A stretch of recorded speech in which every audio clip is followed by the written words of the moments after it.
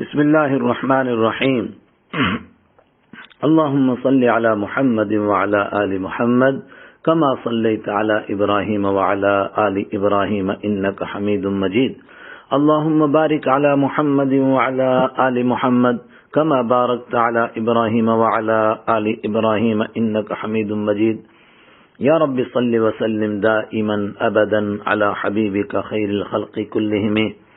سامعین محترم، حضرت رسول پاک صلی اللہ علیہ وسلم کی سلسلہ وار سیرت طیبہ کی مجالس میں سے آج مسلسل یہ سلسلہ چل رہا تھا۔ آج اس کی 41ویں مجلس میں آپ شریک ہیں اور آج انشاءاللہ پیش ہے غزوہ تبوک میں ایمان اور منافقت کی پہچان کس طرح ہوئی اور اس غزوہ کے کیا اسباب تھے، اور خاص طور سے اس میں چھپے ہوئے خدائی راز کیا تھے کہ اتنا سخت اس کے لیے حکم دیا گیا۔ فتح مکہ سے واپس ہو کر 8 ہجری ذی الحجہ کے مہینے سے 9 ہجری کے رجب کے مہینے تک رحمت عالم صلی اللہ علیہ وسلم مدینہ منورہ میں ہی تشریف فرما رہے۔ بس صحابہ کرام کے وفد دائیں بائیں روانہ فرماتے رہے۔ انہی وفود میں سے ایک وفد وہ ہے جس وفد نے طے قبیلے کے کچھ لوگ گرفتار کر لیے تھے، جن میں مشہور سخی حاتم طائی کی بیٹی صفانہ بھی گرفتار ہو کر آئی تھی، جس پر ترس کھا کر آپ صلی اللہ علیہ وسلم نے ان کو اور کچھ روایتوں کے مطابق ان کی سفارش پر ان کی ساری قوم کو رہا فرما دیا تھا۔ اس پر ان کے بھائی حضرت عدی بن حاتم رضی اللہ تعالی عنہ کو ایمان نصیب ہو گیا، جو مشہور صحابی رسول بنے، اور ان کے ساتھ ہی باقی قوم کو بھی ایمان نصیب ہو گیا۔ یہ چھوٹے موٹے قصے ہوتے رہے، لیکن خود حضرت رسول اکرم صلی اللہ علیہ وسلم مدینہ منورہ میں ہی قیام فرما رہے اور صحابہ کرام کی تعلیم و تربیت میں مصروف رہے۔ رجب 9 ہجری میں شام سے آنے والے کچھ تاجروں سے پتہ چلا کہ رومی حکومت شام میں رہنے والے کچھ غسانی عربی قبیلوں کی مدد سے مدینہ منورہ پر بہت بڑا حملہ کرنے والی ہے، جو کسی بھی وقت ہو سکتا ہے۔ آپ صلی اللہ علیہ وسلم نے مزید تحقیق کروائی، معلوم ہوا کہ بات بالکل درست ہے۔ رومی حکومت اس وقت آدھی دنیا کی مالک تھی۔ کچھ ہی سال پہلے انہوں نے ایرانی فوج کا بھی برا حال کر دیا تھا۔ اس کے بعد دنیا میں کوئی ان سے ٹکر لینے کے بارے میں سوچ بھی نہیں سکتا تھا۔ مستقل فوج کے اعتبار سے بھی وہ دنیا میں سب سے مضبوط حکومت تھی۔ مدینہ منورہ پر ان کے حملے کی خبر سن کر حضرت رسول اکرم صلی اللہ علیہ وسلم نے صحابہ کرام کو مقابلے کے لیے تیاری کا حکم فرما دیا، لیکن فیصلہ یہ ہوا کہ یہ مقابلہ عرب کے بجائے انہی کے ملک شام کے میدان تبوک میں ہوگا۔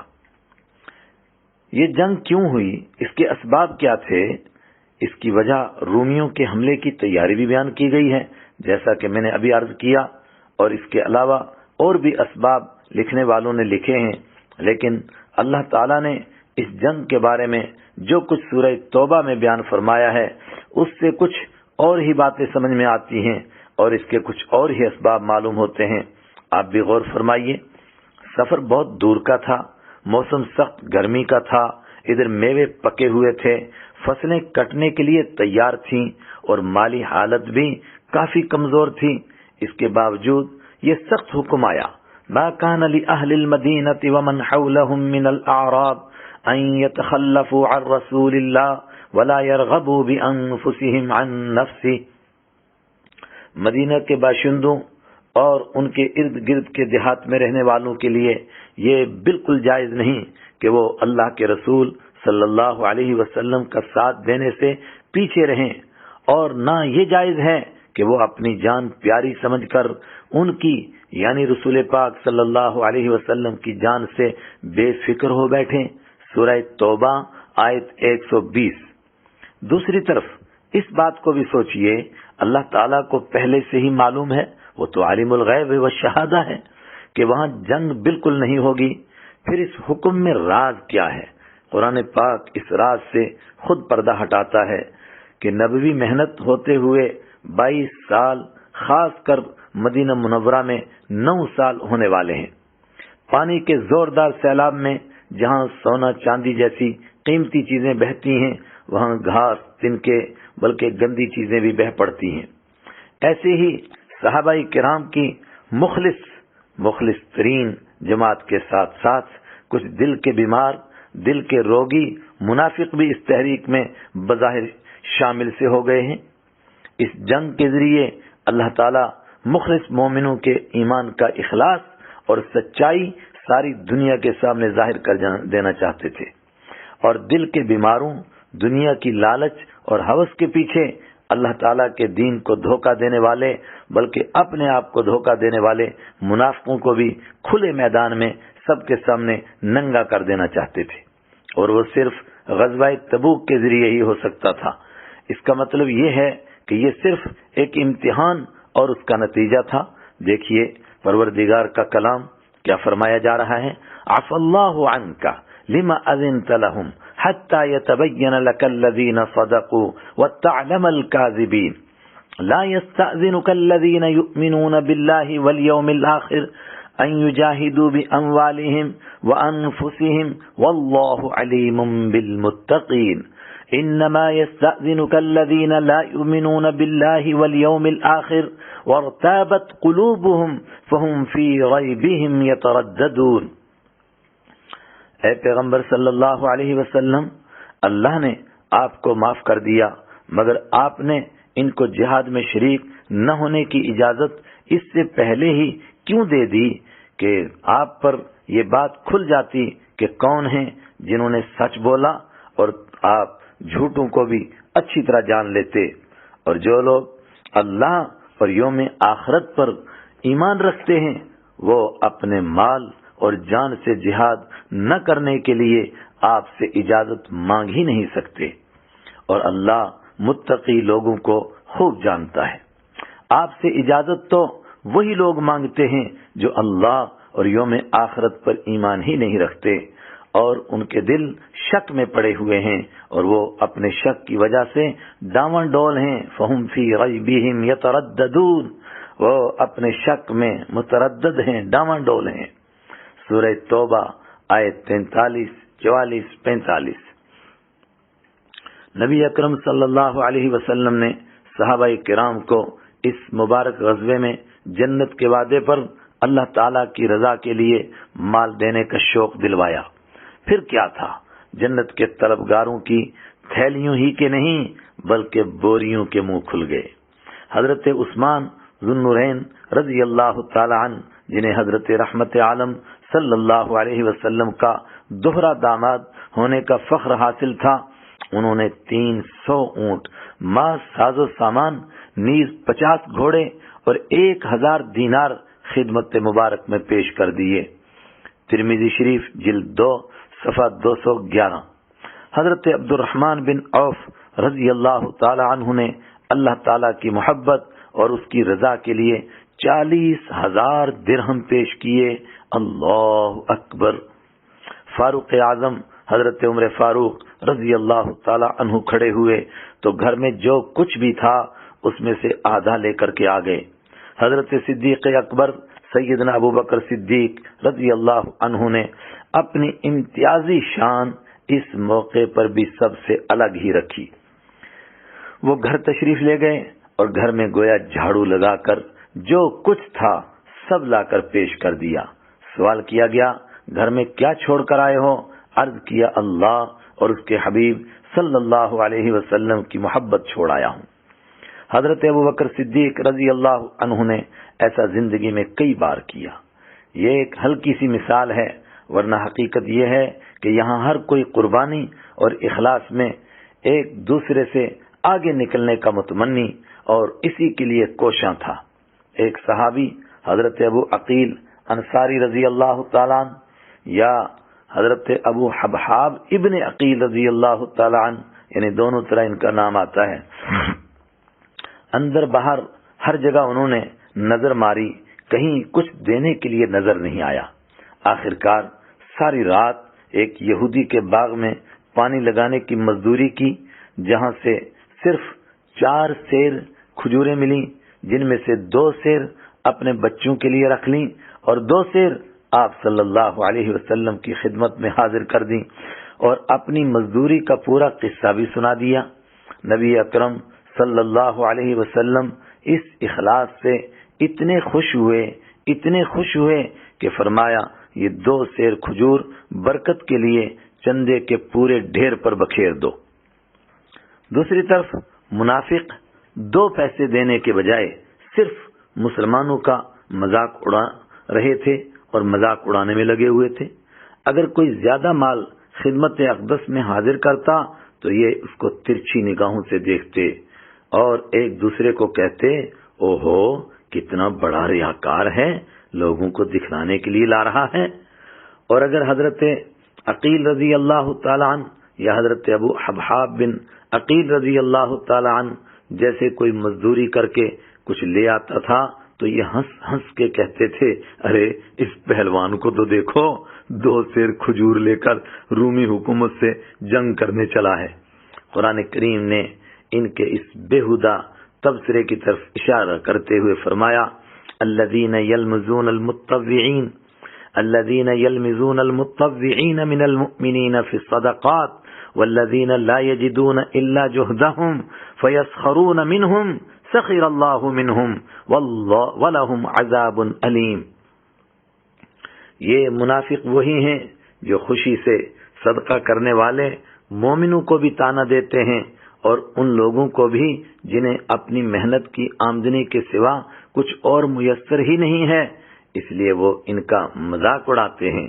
اللہ ان کا مذاق اڑاتا ہے اور ان کے لیے دردناک عذاب تیار ہے۔ سورہ توبہ آیت 79۔ اس موقع پر حضرت جلاس بن سوید رضی اللہ تعالی عنہ کا بھی بہت عجیب واقعہ پیش آیا۔ وہ ابھی تک کچھ شکوک و شبہات میں مبتلا تھے۔ ان کے سوتیلے بیٹے حضرت عامر بن سعد رضی اللہ عنہ نے توجہ دلائی کہ اس غزوے میں ہمیں بھی مالی قربانی کے ذریعے حصہ لینا چاہیے۔ انہوں نے جواب میں رسالت مآب صلی اللہ علیہ وسلم کی شان میں کچھ گستاخی والے الفاظ بول دیے جو آپ صلی اللہ علیہ وسلم تک پہنچ گئے۔ آپ صلی اللہ علیہ وسلم نے تحقیق فرمائی، یہ قسم کھا کر انکار کر گئے، جس پر سورہ توبہ کی آیت 74 نازل ہوئی، جس میں ان کی تکذیب تھی۔ اس پر ان کو پکا سچا ایمان بلکہ صحابیت کا شرف حاصل ہو گیا۔ گویا اب تک وہ بھی نعوذ باللہ منافقت کے دائرے سے باہر نہیں نکلے تھے، لیکن یہی موقع ان کو منافقت سے پاک ہونے کا ذریعہ بن گیا۔ مدینہ پاک سے روانگی کا منظر، صحابہ کرام نے بڑھ چڑھ کر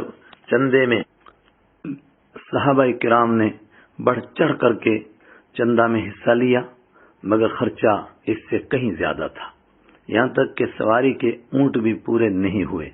ایک ایک اونٹ پر 2 اور 3 حضرات سوار ہوئے، بلکہ بعض روایات کے مطابق تو ایک اونٹ کے ساتھ 6 7 بلکہ بعض نے 8 حضرات کا بھی ذکر کیا ہے کہ باری باری سوار ہوتے تھے۔ واللہ عالم۔ سبحان اللہ، کچھ بے بس صحابہ کرام ایسے بھی تھے جو جانے کے لیے ترس رہے تھے، مگر نہ زیادہ راہ ان کے پاس تھا، نہ زیادہ سفر تھا، نہ سواری تھی، بس صرف آنسو تھے جن کی برسات لگا کر اپنے آپ کو تسلی دیتے تھے۔ انہی میں حضرت ابو موسیٰ اشعری رضی اللہ تعالی عنہ بھی اپنی برادری کے کچھ حضرات کو لے کر حاضر ہوئے کہ ہمیں بھی سواری عنایت ہو جائے تو ہم بھی آپ کے ساتھ چلیں۔ آپ صلی اللہ علیہ وسلم نے فرمایا، میرے پاس دینے کے لیے کچھ ہے ہی نہیں۔ وہ روتے ہوئے واپس مڑ گئے۔ اللہ پاک نے اپنے کرم سے کہیں سے سواریاں پہنچا دیں جس سے ان کی امیدیں بھر آئیں۔ قرآن کریم کی اس آیت میں اکثر مفسرین کے مطابق انہی کے اس قصے کی طرف اشارہ ہے۔ وَلَا عَلَى الَّذِينَ إِذَا مَا أَتَوْكَ لِتَحْمِلَهُمْ قُلْتَ لَا أَجِدُ مَا أَحْمِلُكُمْ عَلَيْهِ تَوَلَّوْا وَأَعْيُنُهُمْ تَفِيضُ مِنَ الدَّمْعِ حَزَنًا أَلَّا يَجِدُوا مَا يُنْفِقُونَ۔ اور نہ ان لوگوں پر کوئی گناہ ہے جن کا حال یہ ہے کہ جب وہ تمہارے پاس اس غرض سے آئے کہ تم انہیں کوئی سواری مہیا کر دو اور تم نے کہا میرے پاس تو کوئی ایسی چیز نہیں ہے جس پر میں تمہیں سوار کر سکوں، تو وہ اس حالت میں واپس گئے کہ ان کی آنکھیں اس غم میں آنسوؤں سے بہہ رہی تھیں کہ ان کے پاس خرچ کرنے کے لیے کچھ نہیں۔ سورہ توبہ آیت 92۔ دوسری طرف منافقین بس بہانے تلاش کر رہے تھے اور قسمیں کھا کھا کر جھوٹے عذر پیش کر رہے تھے۔ پھر عذر بھی کس طرح کے؟ ایک منافق کے بہانے سے اندازہ لگا لیجئے دوسرے لوگ کیا کر رہے ہوں گے۔ جد بن قیس نامی ایک منافق نے عذر پیش کیا کہ میں عاشق مزاج انسان ہوں۔ اعوذ باللہ من الشیطان الرجیم۔ کیسا عذر پیش کر رہا ہے؟ کہتا ہے میں عاشق مزاج انسان ہوں، اگر میں تمہارے ساتھ جاؤں گا تو مجھے عورتوں کی وجہ سے فتنے میں پڑنے کا اندیشہ ہے، اس لیے مجھے یہیں چھوڑ جاؤ۔ ایسے ہی لوگوں کے لیے قرآن کریم نے یہ ارشاد ہے وَمِنْهُمْ مَنْ يَقُولُ ذَلِّي وَلَا تَفْتِنِّي أَلَا فِي الْفِتْنَةِ سَقَطُوا وَإِنَّ جَهَنَّمَ لَمُحِيطَةٌ بِالْكَافِرِينَ۔ اور انہی میں، ان منافقوں میں وہ لوگ بھی ہیں جو کہتے ہیں کہ مجھے جہاد میں نہ جانے کی اجازت دے دیجئے اور مجھے فتنے میں نہ ڈالیے۔ ارے فتنے میں ہی تو یہ خود پڑے ہوئے ہیں، اور یقین رکھو کہ جہنم سارے کافروں کو گھیرے میں لینے والی ہے۔ سورہ توبہ آیت 49۔ چنانچہ تقریباً 30,000 سے زائد صحابہ کرام کا لشکر تیار ہو گیا، جس نے مدینہ منورہ سے کوئی 750 کلومیٹر دور تبوک کے لیے رخت سفر باندھا۔ اکثر منافقین تو پیچھے رہ گئے، مگر کچھ ایک منافق بھی منافقت کے لیے ساتھ چل پڑے۔ یہ قافلہ سخت گرم دھوپ میں ریگستانوں کو پھلانگتے ہوئے جا رہا تھا۔ راستے میں مشکلات اور مصائب کے کئی سارے واقعات پیش آئے۔ بس ایک دو واقعات آپ بھی سنتے چلیں جس سے اندازہ ہو جائے گا۔ راستے میں ایک بہت لمبے ریگستان میں سے گزرنا پڑا، جس میں دور دور تک کہیں پانی کا نام و نشان نہ تھا، اور لوگوں کے پاس موجود پانی بھی ختم ہونے لگا تھا۔ چنانچہ حلق سوکھنے لگے اور زبانیں باہر کو آنے لگ گئیں، تو مجبور ہو کر اونٹ ذبح کیے گئے اور ان کی آنتوں کے نچوڑے ہوئے پانی سے جان بچائی گئی۔ اللہ اکبر۔ پھر ایک اور لمبا لق و دق صحرا آیا کہ جس میں نہ کوئی کنواں تھا، نہ کوئی نہر تھی، نہ کوئی دریا تھا۔ ایسی ہی کسی جگہ حضرت رحمت عالم صلی اللہ علیہ وسلم نے دعا فرمائی کہ اے پروردگار تو بارش نازل فرما دے۔ چنانچہ اسی وقت بارش ہوئی اور اس سے اپنی اپنی ضروریات کو پورا کیا گیا۔ انہی میں سے ایک اس عورت کا واقعہ بھی بیان کیا جاتا ہے جس کو امام بخاری رحمت اللہ علیہ نے روایت کیا ہے کہ ایک مقام پر جب لوگوں نے سخت پیاس کی شکایت کی تو آپ صلی اللہ علیہ وسلم نے حضرت علی رضی اللہ تعالی عنہ کو اور ایک اور صاحب کے ساتھ ایک اور صاحب کو پانی تلاش کرنے کے لیے بھیجا، جن کو ایک عورت ملی جس نے اپنی سواری پر پانی کے 2 مشکیزیں رکھے ہوئے تھے۔ اس سے پوچھا گیا کہ پانی کتنا دور ہے؟ اس نے جواب دیا یہاں سے پورے 1 دن کی مسافت کی دوری پر ہے۔ اس پر یہ حضرات اس عورت کو رسول اکرم صلی اللہ علیہ وسلم کے پاس لے کر گئے۔ آپ صلی اللہ علیہ وسلم نے اس کے دونوں مشکیزوں میں سے تھوڑا سا پانی ایک برتن میں لے کر دعا فرمائی۔ اللہ تعالیٰ نے اس میں اتنی برکت عطا فرمائی کہ تمام لشکر نے پانی پیا بھی، پلایا بھی اور ضرورت کے لیے بھر کر رکھا بھی، اور اس کے مشکیزے میں بھی پہلے سے زیادہ بھر گئے۔ پھر اس عورت کو کھجوروں، آٹا اور ستو کے ہدیے کی ایک پوٹ بھی دی گئی۔ ایک وقت زمانے کے بعد اس معجزے اور اخلاق کی برکت سے اللہ تعالیٰ نے اس کو اور اس کے سارے قبیلے کو ایمان نصیب فرما دیا۔ عشق کبھی کبھی سوار کو سواری بھی بنا دیتا ہے۔ اس جنگ میں منافق تو بہانے کر کر کے پیچھے رہ رہے تھے۔ کچھ ایک مخلص ایمان والے بھی آج کل کرتے کرتے پیچھے رہ گئے تھے۔ ان میں حضرت ابو حیثمہ رضی اللہ تعالی عنہ بھی تھے۔ ان کو 2-1 دن بعد اپنے سامنے ٹھنڈا ٹھنڈا پانی اور تازہ تازہ کھانا دیکھ کر اچانک یاد آ گیا کہ میں یہ نعمتیں کھا رہا ہوں، جبکہ میرے آقا، میرے محبوب، اللہ کے پیارے نبی صلی اللہ علیہ وسلم دھوپ میں سفر کر رہے ہیں۔ اسی وقت اونٹ منگایا، دوڑاتے کچھ دیر بعد لشکر سے مل گئے۔ ان کو دور سے آتا ہوا دیکھ کر حضرت نبی اکرم صلی اللہ علیہ وسلم نے فرمایا، مجھے تو یہ ابو حیثمہ ہی لگ رہے ہیں۔ اس سے بھی عجیب قصہ حضرت ابو ذر غفاری رضی اللہ عنہ کا پیش آیا۔ ان کی اونٹنی بہت کمزور تھی، کوئی تندرست اونٹ تلاش کر رہے تھے۔ اس کو تلاش کرتے کرتے یہ قافلے سے پیچھے رہ گئے۔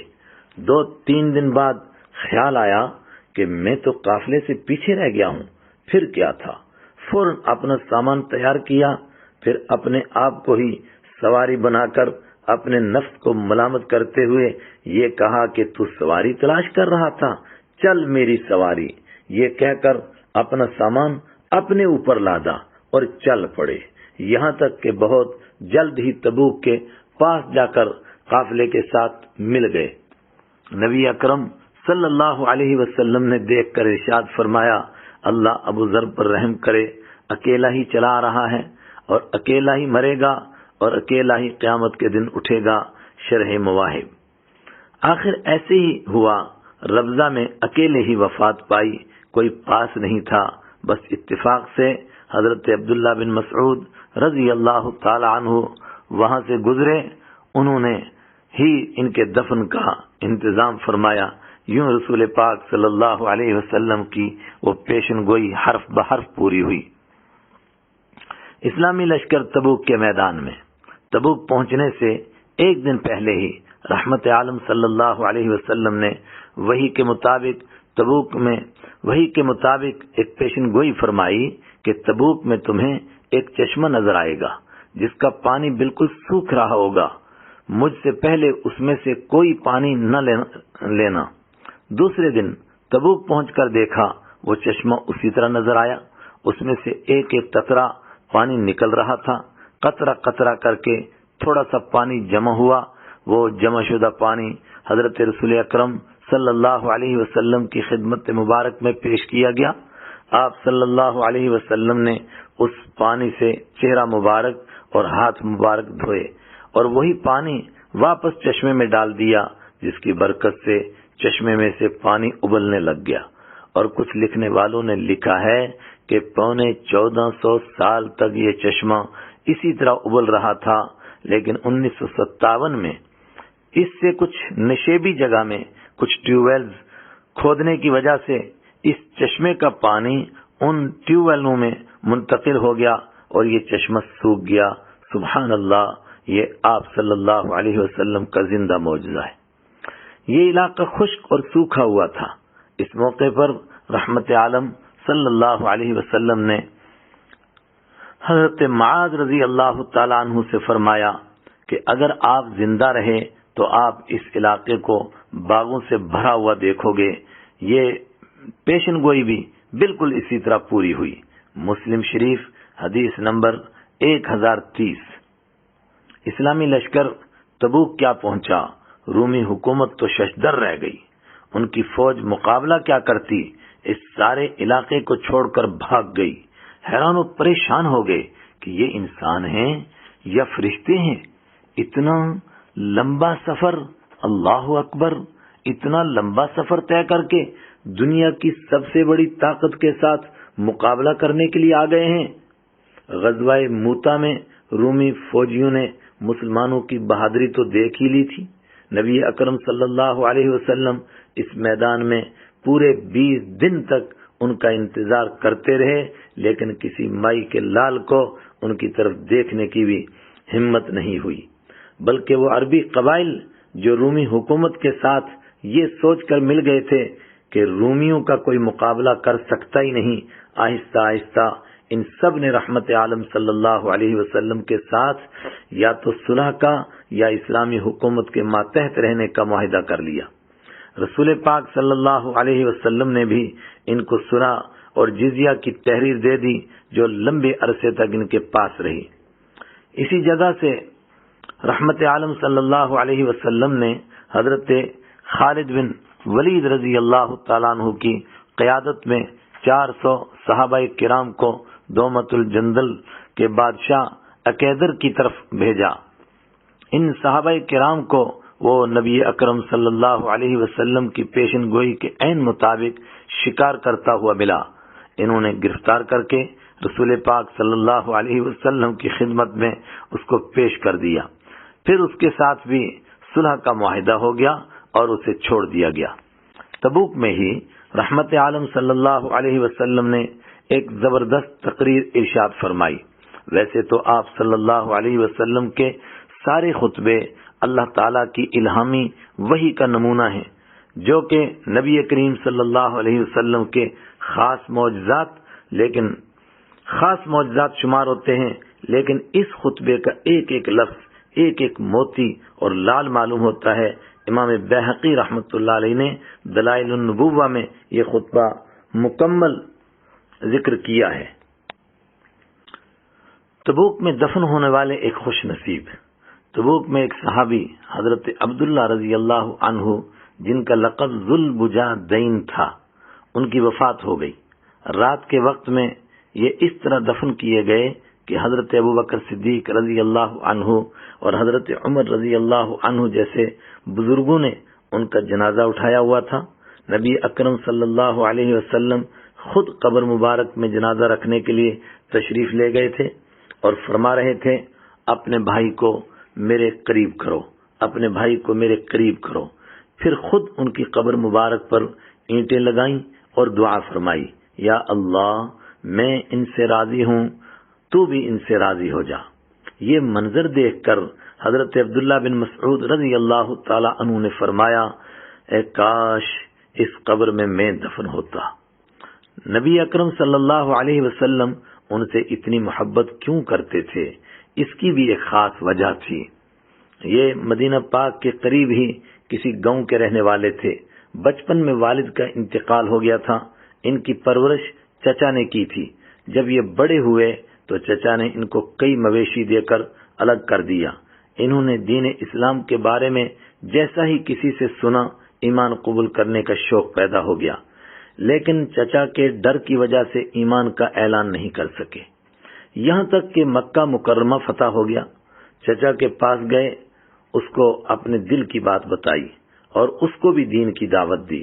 اس نے آگے سے دھمکی دے دی کہ اگر تو مسلمان ہو گیا تو میں تجھ سے سب کچھ چھین لوں گا۔ انہوں نے کہا، یہ دنیا تو فانی ہے اور میں خدا کے دین کے بغیر رہ نہیں سکتا۔ اس نے سارا مال بلکہ ان کے بدن کے کپڑے بھی چھین لیے۔ یہ اپنی والدہ کے پاس تشریف لے گئے اور کہا، میں نے شرک کا راستہ چھوڑ کر توحید کا راستہ اپنا لیا ہے، اسی لیے چچا نے سب کچھ مجھ سے چھین لیا ہے۔ آپ مجھے بدن چھپانے کے لیے کچھ دے دیں تو میں نبی اکرم صلی اللہ علیہ وسلم کی خدمت اقدس میں چلا جاؤں۔ ماں آخر ماں ہوتی ہے۔ ماں نے ان کو ایک کمبل دے دیا۔ انہوں نے پھاڑ کر آدھے کمبل کی لنگی یعنی تہمت بنا لی اور آدھا اوڑھ لیا۔ اسی حال میں مدینہ کی طرف چل پڑے۔ مسجد نبی پہنچے، تھکے ہوئے تھے، ایک دیوار کے ساتھ ٹیک لگا کر بیٹھ گئے۔ نبی اکرم صلی اللہ علیہ وسلم جس وقت مسجد میں تشریف لائے، پوچھا کون؟ جواب دیا، ایک فقیر مسافر ہوں، آپ کے دیدار اور ہدایت کی طلب میں آیا ہوں، اور میرا نام عبد العزیٰ ہے۔ رحمت عالم صلی اللہ علیہ وسلم نے ان کا نام بدل کر عبداللہ رکھ دیا اور ان کو بھی صفہ والے صحابہ کرام میں شامل فرما لیا۔ یہ بہت شوق سے قرآن پاک سیکھتے تھے۔ ایک مرتبہ زور زور سے تلاوت فرما رہے تھے۔ حضرت عمر رضی اللہ تعالیٰ عنہ نے فرمایا، یہ دیہاتی زور زور سے قرآن کریم پڑھتا ہے، لوگوں کو تلاوت کرنے میں الجھن پیدا ہوتی ہے۔ رحمت عالم صلی اللہ علیہ وسلم نے سن کر ارشاد فرمایا، عمر رہنے دو، یہ اللہ اور اللہ کے رسول کے لیے سب کچھ چھوڑ کر آ گیا ہے۔ مدارج النبوہ صور من حیات الصحابہ، صفحہ 379۔ تبوک کی طرف جاتے ہوئے انہوں نے شہادت کی دعا کروانی چاہی۔ آپ صلی اللہ علیہ وسلم نے فرمایا، اے اللہ ان کے خون کو کافروں پر حرام فرما دے۔ انہوں نے عرض کیا، لیکن مجھے تو شہادت کی تڑپ ہے۔ حضرت نبی اکرم صلی اللہ علیہ وسلم نے ارشاد فرمایا، جو بخار سے اس راستے میں مر جائے وہ بھی اللہ کے نزدیک شہید ہے۔ تبوک میں ایسا ہی ہوا، انہیں تیز بخار چڑھا اور اسی سے ان کو شہادت نصیب ہو گئی۔ تبوک سے خیر و عافیت سے واپسی۔ تبوک سے اللہ کے کرم سے خیریت سے واپسی ہوئی۔ مدینہ منورہ میں خوشی کی ہوائیں چلنے لگیں، کیونکہ منافق بار بار تبصرے کر کر کے مسلمانوں کا دل جلاتے تھے۔ کوئی کہتا تھا ان میں سے تو ایک بھی بچ کر واپس زندہ نہیں آئے گا، کوئی کہتا رومی ان کو باندھ کر کسی جزیرے میں پھینک دیں گے، رومی ان کو رسیوں میں باندھ کر جکڑ کر کسی جزیرے میں پھینک دیں گے۔ اب جس وقت قافلے کی واپسی کا پتہ چلا، منافقوں کے منہ پر مٹی پڑ گئی، ان کے تو ہاتھوں کے طوطے اڑ گئے، اور جو ایمان والے بچے عورتیں اور بزرگ وغیرہ مدینہ میں تھے وہ بہت خوش ہو گئے۔ مدینہ منورہ سے باہر آ کر سب نے استقبال کیا، خوش آمدید کہا۔ بچے بچیوں نے طلع البدر علینا من ثنیات الوداع والا وہ ترانہ پڑھا جو ہجرت کے وقت رحمت عالم صلی اللہ علیہ وسلم کے تشریف لانے پر پڑھا تھا۔ رحمت عالم صلی اللہ علیہ وسلم عادت کے مطابق سیدھے مسجد میں تشریف لے گئے۔ منافق آ کر اپنی جھوٹی ہمدردی جتلا رہے تھے اور عذر اور بہانے کر کر کے اپنی غیر حاضری معاف کروا رہے تھے۔ نبی اکرم صلی اللہ علیہ وسلم بھی سب کو درگزر کرتے جا رہے تھے۔ قرآن کریم نے اس بارے میں پہلے ہی پیشن گوئی کر دی تھی، سَيَحْلِفُونَ بِاللَّهِ لَكُمْ إِذَا انقَلَبْتُمْ إِلَيْهِمْ لِتُعْرِضُوا عَنْهُمْ فَأَعْرِضُوا عَنْهُمْ إِنَّهُمْ رِجْسٌ وَمَأْوَاهُمْ جَهَنَّمُ جَزَاءً بِمَا كَانُوا يَكْسِبُونَ يَحْلِفُونَ لَكُمْ لِتَرْضَوْا عَنْهُمْ فَإِن تَرْضَوْا عَنْهُمْ فَإِنَّ اللَّهَ لَا يَرْضَى عَنِ الْقَوْمِ الْفَاسِقِينَ۔ جب تم ان کے پاس واپس جاؤ گے تو یہ لوگ تمہارے سامنے اللہ کی قسمیں کھائیں گے تاکہ تم ان سے درگزر کرو، لہذا تم بھی ان سے درگزر کر دینا۔ یقین جانو یہ سراپا گندگی ہے، اور جو کمائی یہ کرتے رہے ہیں اس کے نتیجے میں ان کا ٹھکانہ جہنم ہے۔ یہ تمہارے سامنے قسمیں کھاتے ہیں تاکہ تم ان سے راضی ہو جاؤ، تو اگر تم ان سے راضی ہو بھی جاؤ پھر بھی اللہ تعالیٰ تو نافرمان لوگوں سے راضی نہیں ہوتا۔ سورہ توبہ آیت 95-96۔ اس سفر میں جو چند منافقت کے لیے ساتھ چل دیے تھے، واپسی میں مدینہ کے قریب پہنچ کر انہوں نے ایک گناونی سازش کی کہ اس سفر سے واپسی پر رات کی چاندنی میں رسول اکرم صلی اللہ علیہ وسلم کو ایک تنگ گھاٹی سے اکیلے گزرتے ہوئے دیکھ کر حملہ کر دیا، مگر حضرت حذیفہ بن یمان رضی اللہ تعالی عنہ اور حضرت عمار بن یاسر رضی اللہ تعالی عنہ جو آپ صلی اللہ علیہ وسلم کے ساتھ تھے، انہوں نے ان کو بھاگنے پر مجبور کر دیا۔ اور بعض روایات میں یہ بھی ہے کہ آپ صلی اللہ علیہ وسلم نے ان کو آواز دی، اس پر یہ ڈر کے مارے بھاگ گئے کہ ہم پہچانے گے۔ یہ رات کی تاریکی میں حملہ آور ہوئے تھے اور چہرے بھی چھپائے ہوئے تھے، لیکن آپ صلی اللہ علیہ وسلم نے وحی کے مطابق حضرت حذیفہ بن یمان رضی اللہ عنہ کو ان تمام کے نام بتا دیے، اسی لیے ان کو رسول پاک صلی اللہ علیہ وسلم کا رازداں کہا جاتا ہے۔ یہ مشہور روایت کے مطابق 12 منافق تھے، اور یہاں یہ بات بھی یاد رکھنی چاہیے، بعض لوگوں نے تو کہا ہے، نہیں اکثر نے یہی کہا کہ یہ آپ کے ساتھ گئے ہوئے تھے، اور بعض کہتے ہیں کہ نہیں، یہ مدینہ منورہ سے اسی موقع پر آئے تھے حملہ کرنے کے لیے۔ پیچھے رہ جانے والے مخلص مومنوں کا مسئلہ۔ اس سفر سے منافق تو پیچھے تھے ہی، 10 مخلص ایمان والے بھی آج کل کرتے کرتے رہ گئے تھے. عذر کچھ نہیں تھا، بس یہ سوچتے سوچتے رہ گئے کہ اب نکلتے ہیں، اس طرح وہ پیچھے ہی رہ گئے.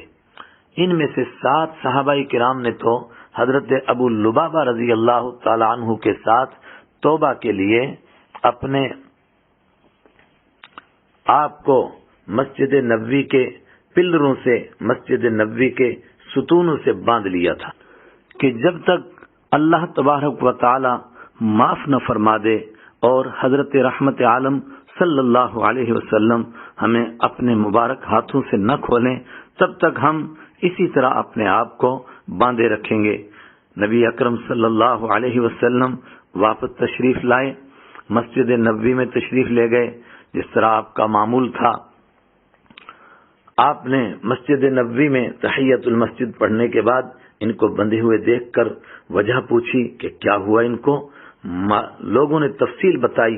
آپ صلی اللہ علیہ وسلم نے فرمایا اب میں بھی ان کو نہیں کھولوں گا جب تک کہ اللہ تعالی ہی ان کی توبہ قبول نہ فرما دیں اور پھر مجھے ان کو کھولنے کا حکم دیں. آخر قرآن پاک کی آیت کریمہ نازل ہوئی وآخرون اعترفوا بذنوبهم خلطوا عملا صالحا وآخر سیئا عسى الله ان يتوب عليهم ان اللہ غفور رحیم. اور کچھ لوگ وہ ہیں جنہوں نے اپنی کوتاہیوں کا اعتراف کر لیا ہے، انہوں نے ملے جلے عمل کیے ہیں، کچھ نیک کام اور کچھ برے. امید ہے کہ اللہ ان کی توبہ قبول کر لے گا. یقیناً اللہ بہت بخشنے والا بڑا مہربان ہے. سورہ توبہ آیت 102. توبہ قبول ہوئی تو حضرت رحمت عالم صلی اللہ علیہ وسلم نے یہ اپنے مبارک ہاتھوں سے کھول کر آزاد فرما دیے. اس موقع پر یہ حضرات کچھ صدقات لے کر آئے جس کے بارے میں اللہ تعالیٰ نے فرمایا خذ من اموالہم صدقۃ تطہرہم وتزکیہم بہا وصل علیہم ان صلاتک سکن لہم واللہ سمیع علیم. اے پیغمبر صلی اللہ علیہ وسلم ان کے اموال میں سے صدقہ وصول فرما لیجئے جس کے ذریعے آپ انہیں پاک کریں گے اور ان کے لیے باعث برکت بنیں گے اور ان کے لیے دعا بھی فرمائیے. یقیناً آپ کی دعا ان کے لیے سراپا تسکین ہے اور اللہ ہر بات سنتا اور سب کچھ جانتا ہے. سورہ توبہ آیت 103. یاد رہے حضرت ابو لبابہ رضی اللہ تعالی عنہ سے اس سے پہلے بنو قریظہ کے موقع پر بھی ایک لغزش ہو گئی تھی. غزوہ بنو قریظہ کے موقع پر، اس موقع پر بھی انہوں نے توبہ کے لیے اپنے آپ کو مسجد نبوی کے ستونوں میں سے ایک ستون سے باندھا تھا. استوانہ ابی لبابہ اسی وقت کی یادگار ہے اکثر مفسرین کے نزدیک. ہاں بعض حضرات کہتے ہیں کہ استوانہ ابی لبابہ اس وقت کی نہیں بلکہ اس موقع کی غزوہ تبوک کے موقع کی یادگار ہے، لیکن زیادہ تر کا خیال ہے کہ نہیں، وہ غزوہ بنو قریظہ کے موقع پر جب انہوں نے باندھا تھا اس موقع کی یادگار ہے. واللہ عالم. 3 بڑے مخلص صحابہ کرام کا واقعہ. ان 7 حضرات کے علاوہ 3 حضرات اور تھے جو بہت ہی بلند مرتبہ والے تھے، لیکن آج کل کرتے کرتے وہ بھی رہ گئے تھے. انہوں نے نعوذ باللہ نہ تو منافقوں کی طرح جھوٹے عذر بہانے پیش کیے اور نہ ہی اپنے آپ کو دوسرے 7 صحابہ کرام کی طرح ستونوں کے ساتھ باندھا، چونکہ وہ سمجھتے تھے کہ ہمارا معاملہ ان سے بھی زیادہ خطرے کا ہے، چونکہ بڑے حضرات تھے. یہ حضرت کعب بن مالک رضی اللہ عنہ، حضرت ہلال بن امیہ رضی اللہ عنہ اور حضرت مرارہ بن ربیع رضی اللہ عنہ تھے. یہ بہت بلند شان والے صحابی تھے، ہمیشہ ہر وقت پاس رہنے والے تھے. بلکہ ان میں سے حضرت ہلال بن امیہ اور حضرت مرارہ بن ربیع رضی اللہ عنہما تو بدری صحابی تھے. اسی وجہ سے ان کو سب سے زیادہ شرمندگی ہوئی اور سزا بھی سب سے بڑھ گئی. ان میں سے حضرت کعب بن مالک رضی اللہ عنہ اپنا واقعہ بڑی تفصیل سے بیان فرماتے ہیں جو بخاری شریف میں بھی موجود ہے. خلاصہ اس کا یہ ہے کہ ہمارے پیچھے رہنے کی کوئی اور وجہ، کوئی اور عذر نہیں تھا، بس آج کل کرتے کرتے ہم پیچھے رہ گئے، اور پھر اتنی دیر ہو گئی کہ اب پہنچ ہی نہیں سکتے تھے۔ لیکن جس وقت مدینہ منورہ میں صرف منافقوں اور معذوروں کو دیکھتے تھے، شرمندگی بہت ہوتی تھی۔ نبی اکرم صلی اللہ علیہ وسلم واپس تشریف لائے، ہم نے سچ سچ سب باتیں بتا دی۔ رحمت عالم صلی اللہ علیہ وسلم نے اللہ تعالیٰ کے حکم پر ہمارا مقدمہ پیچھے کر دیا، اور لوگوں کو ہمارے ساتھ بات چیت کرنے، اٹھنے بیٹھنے، ہر قسم کے میل جول سے منع فرما دیا، یہاں تک کہ کچھ عرصے بعد ہمارے اہل خانہ کو بھی ہم سے الگ کر دیا۔ اسی طرح 50 دن گزر گئے اور ہماری حالت وہ ہو گئی جو خود قرآن کریم نے بیان فرمائی ہے کہ زمین کشادہ ہونے کے باوجود ہمارے لیے تنگ ہو گئی۔ پھر 50 دنوں کے بعد توبہ کے اعلان کے ساتھ یہ آیات نازل ہوئیں، وَعَلَى الثَّلَاثَةِ الَّذِينَ خُلِّفُوا حَتَّى إِذَا ضَاقَتْ عَلَيْهِمُ الْأَرْضُ بِمَا رَحُبَتْ وَضَاقَتْ عَلَيْهِمْ أَنفُسُهُمْ وَظَنُّوا أَن لَّا مَلْجَأَ مِنَ اللَّهِ إِلَّا إِلَيْهِ ثُمَّ تَابَ عَلَيْهِمْ لِيَتُوبُوا إِنَّ اللَّهَ هُوَ التَّوَّابُ الرَّحِيمُ۔ اور ان تین پر بھی اللہ نے نظر رحمت فرمائی جن کا فیصلہ ملتوی کر دیا گیا تھا، یہاں تک کہ جب ان پر یہ زمین اپنی ساری وسعتوں کے باوجود تنگ ہو گئی، ان کی زندگیاں ان پر دوبر ہو گئیں، اور انہوں نے سمجھ لیا کہ اللہ کی پکڑ سے خود اسی کی پناہ میں آئے بغیر کہیں اور پناہ نہیں مل سکتی۔ تو پھر اللہ نے ان پر رحم فرمایا تاکہ وہ آئندہ اللہ سے رجوع کیا کریں۔ یقین جانو اللہ بہت معاف کرنے والا، اللہ بہت معاف کرنے والا، بڑا مہربان ہے۔ ان اللہ هو التواب الرحیم، سورہ توبہ آیت 118۔ اللہ کی طرف سے اتنی بڑی خوشی ملنے پر حضرت کعب بن مالک رضی اللہ عنہ نے تمنا کی کہ میں اپنا سب کچھ، سارا مال اللہ کے راستے میں صدقہ کر دوں۔ آپ صلی اللہ علیہ وسلم نے فرمایا یہ زیادہ ہے۔ پھر انہوں نے آدھا مال صدقہ کرنے کی گزارش کی، آپ صلی اللہ علیہ وسلم نے فرمایا یہ بھی زیادہ ہے۔ پھر انہوں نے 3 حصے کر کے ایک حصے کے لیے عرض کیا، آپ صلی اللہ علیہ وسلم نے فرمایا اتنا کر دو، لیکن یہ بھی زیادہ ہے۔ مسجد زرار کا قصہ، یہ بھی اس غزوے سے جڑا ہوا ایک اہم مسئلہ ہے۔ منافقوں نے قباء کی مبارک مسجد کے ساتھ ہی ایک گھر بنایا، قباء کی جو مشہور مسجد ہے اس کے ساتھ ہی ایک گھر بنایا۔ ان کا مقصد تھا کہ ہم اس میں نماز کے نام پر اکٹھے ہوں گے اور پھر آرام سے اسلام اور مسلمانوں کے خلاف سازشیں کر سکیں گے۔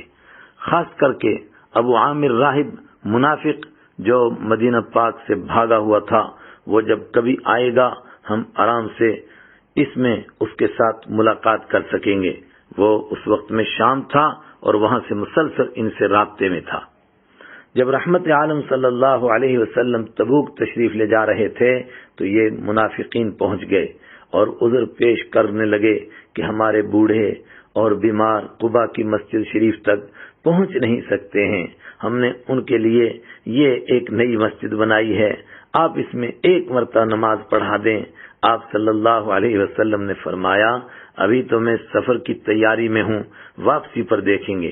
جب تبوک سے واپس تشریف لا رہے تھے تو راستے میں ہی اللہ تعالیٰ کا حکم نازل ہو گیا کہ یہ مسجد نہیں ہے بلکہ یہ تو مسلمانوں کو تکلیف دینے، کفر کرنے، مومنین کے درمیان پھوٹ ڈالنے اور اللہ اور اس کے رسول کے دشمن ابو عامر راہب منافق کو ٹھکانہ دینے کے لیے ایک عمارت اور ایک گھر ہے جس کو مسجد کا نام دے دیا گیا ہے، اور قباء میں نماز پڑھنے والوں کی تعریف بھی بیان فرمائی، اور اس مسجد کے لیے فرمایا گیا کہ یہ زیادہ حقدار ہے کہ آپ صلی اللہ علیہ وسلم اس مسجد میں تشریف لے جائیں۔ چنانچہ اللہ کے نبی صلی اللہ علیہ وسلم نے حضرت عامر بن سکن رضی اللہ عنہ، حضرت وحشی بن حرب رضی اللہ عنہ اور مالک بن دخشم رضی اللہ عنہ کو روانہ فرمایا اور اس کو جلا دینے کا حکم دے دیا۔ صحابہ کرام نے آگ لگا کر اس کو راکھ کا ڈھیر بنا دیا، مگر یہ عمارت کیا جلی، اس کے ساتھ ساتھ منافقین کے دل بھی جل گئے۔ اسی کے متعلق قرآن کریم یوں فرماتا ہے والذین اتخذوا مسجدا ضرارا وکفرا وتفریقا بین المؤمنین وارصادا لمن حارب اللہ ورسولہ من قبل ولیحلفن ان اردنا الا الحسنى واللہ یشہد انہم لکاذبون لا تقم فیہ ابدا لمسجد اسس على التقوى من اول يوم احق ان تقوم فيه رجال يحبون ان يتطهروا والله يحب المطهرين۔ اور کچھ لوگ ایسے ہیں جنہوں نے ایک مسجد اس کام کے لیے بنائی ہے کہ مسلمانوں کو نقصان پہنچائیں، کافرانہ باتیں کریں، مومنوں میں پھوٹ ڈالیں اور اس شخص کو ایک اڈا فراہم کریں جس کی پہلے سے اللہ اور اس کے رسول صلی اللہ علیہ وسلم کے ساتھ جنگ ہے، اور یہ قسمیں ضرور کھائیں گے کہ بھلائی کے سوائے ہماری اور کوئی نیت نہیں ہے، لیکن اللہ اس بات کی گواہی دیتا ہے کہ وہ قطعی جھوٹے ہیں۔ اے پیغمبر صلی اللہ علیہ وسلم، آپ اس نام نہاد مسجد میں کبھی نماز کے لیے کھڑے مت ہونا، البتہ وہ مسجد جس کی بنیاد پہلے دن سے ہی تقوی پر رکھی گئی ہے، وہ اس بات کی زیادہ حقدار ہے کہ آپ اس میں کھڑے ہوں۔ اس میں ایسے لوگ ہیں جو پاک صاف رہنے کو پسند کرتے ہیں، اور اللہ پاک صاف لوگوں کو پسند کرتا ہے۔ سورہ توبہ آیت 107 108۔ غزوہ تبوک کے تذکرے کے لیے اللہ رب العزت نے سورہ توبہ کا مکمل آدھا حصہ نازل فرمایا، یعنی آخر والا آدھا حصہ۔ لہذا آپ بھی اگر اس غزوے کی حکمتیں جاننا چاہیں تو سورہ توبہ آیت 73 سے لے کر آخر تک پڑھیں یا تفسیر سن لیں، انشاءاللہ آپ کو نفع ہوگا۔ وقت کافی ہو گیا، آج کی اس مجلس کا اسی پر اختتام کرتے ہیں۔ وآخر دعوانا ان الحمد للہ رب العالمین۔